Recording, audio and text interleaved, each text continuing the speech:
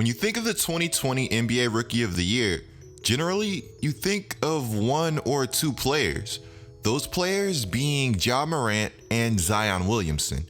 It'd be tough to go wrong with either, and I understand the argument for both of them.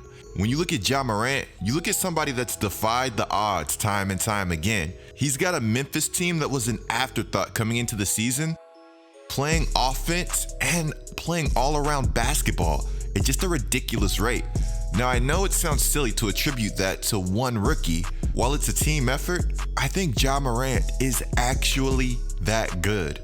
Without him, I truly believe that the 2019-2020 Memphis Grizzlies are a team that would be ranked near the very bottom of the NBA. Well, very bottom might be somewhat of a hyperbole, but you guys get what I'm saying. I think Ja Morant is a supreme talent. I think his overall impact goes far beyond his rookie ranking in the NBA. The Western Conference is a notoriously hard conference to make the playoffs in, and it's been that way for some time. I think this adds to what Ja Morant was on pace to do. Generally, talented rookies are drafted to bad teams. That's the way the NBA lottery is supposed to be set up anyway. These teams drafting these top players, they're supposed to be rebuilding teams. And I know the lottery has changed over the years to stop tanking and stop teams from trying to be bad, but the fact of the matter is that the higher you pick, the better shot you have at a supreme talent in the NBA draft. But of course, don't sleep on scouting. It goes a long way. It's not often you see rookies like Ja Morant get drafted to a team like the Memphis Grizzlies and lead that team to the playoffs in their rookie season, become the best player on that team, and make it their squad hands down. Look, guys, I haven't forgot. I know the Grizzlies jumped some spots to get that number 2 pick too. But you still can't tell me that this is a team that was supposed to be good at the start of the season. Sometimes I wonder what would have happened if the lottery turned out differently. What if the Lakers got the number 2 overall pick? Are they still trading for Anthony Davis? Or are they trying to now contend with LeBron and Ja Morant? Would we see a Ja Morant and Zion Williamson pairing in New Orleans? Because rumor on the street is David Griffin tried to make it happen anyways. Let's talk Zion Williamson, the second guy you usually hear in the Rookie of the Year conversation.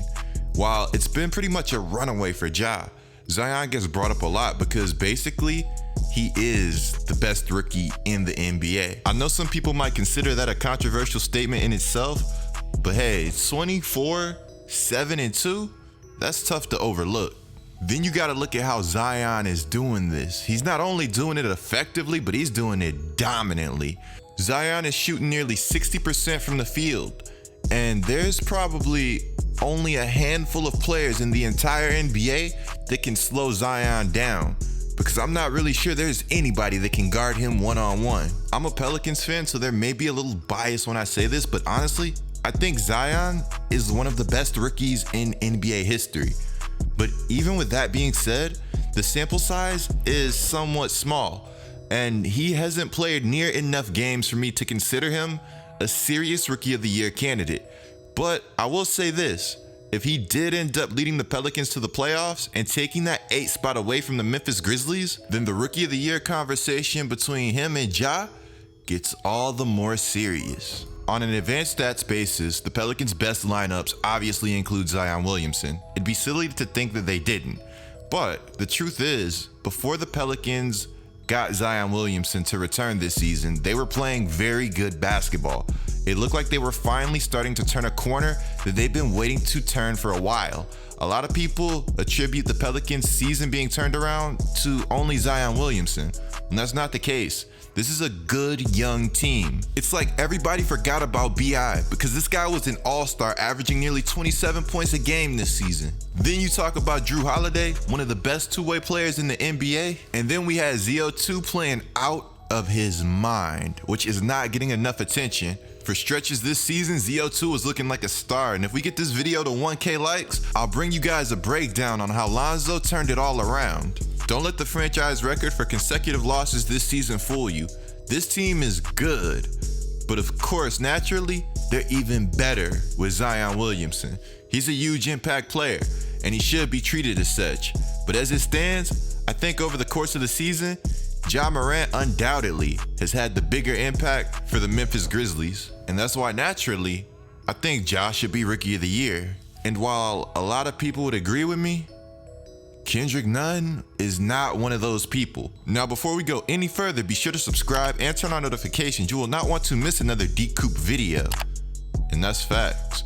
Also, guys, be sure to follow my IG handle GETLIKECOOP. So not only does Kendrick Nunn believe he should be Rookie of the Year, he gave some reasons to back it up.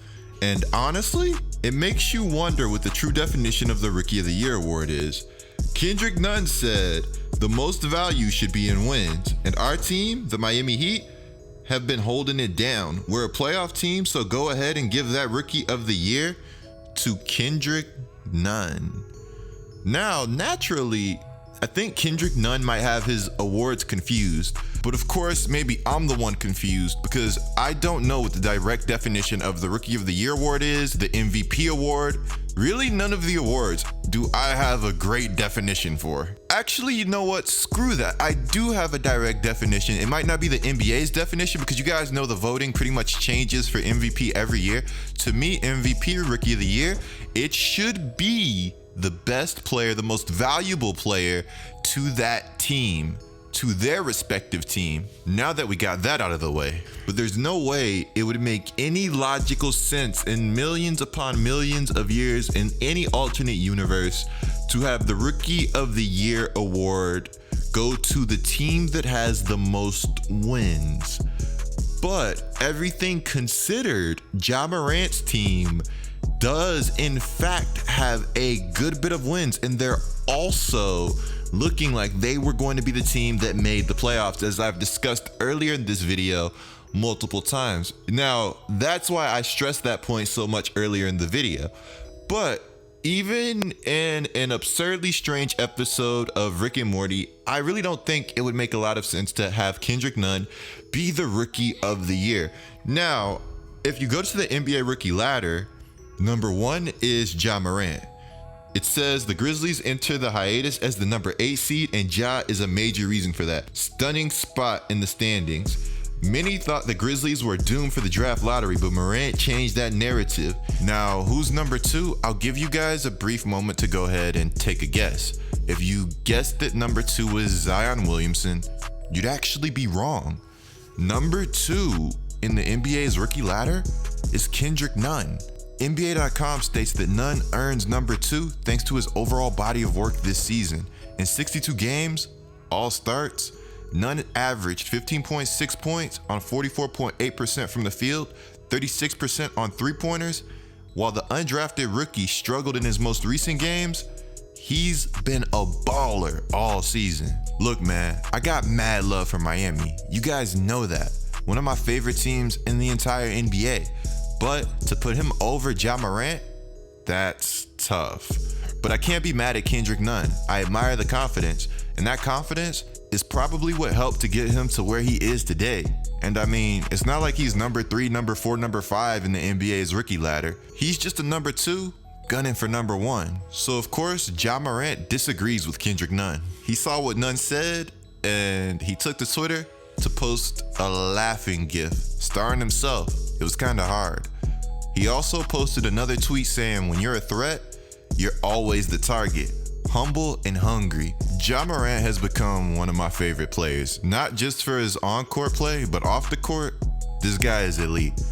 He has taken challenges from everybody, some of the biggest stars in the NBA, and already he has not backed down. He has not shown any type of fear. I think players like this, and I think that personalities like this are great for the NBA in the long term. Now, I want to know down in the comments below, do you guys think Kendrick Nunn has any type of case for Rookie of the Year over Ja Morant? And should he be above Zion Williamson on the NBA's rookie ladder? And do you guys think the NBA should drop some type of criteria for these awards? Maybe a definition so people know what they're actually voting for. I feel like a lot of people, they go ahead and they vote or they make these selections based on their own personal conception and definitions for these awards. And look, there's probably already definitions out there released by the NBA or the commissioners, and if there is, then nobody's following them because the narrative shifts year to year for the MVP award. Harden versus Giannis, Giannis versus Harden. Even though Giannis got offended, Harden was right. the narratives are definitely a thing, and I really hope they don't become one for the Rookie of the Year award. Be sure to click the video on the screen, guys. This is my best video yet. You guys will not want to miss it. Be sure to subscribe. Notice on. I'm GETLIKECOOP, and I'm out.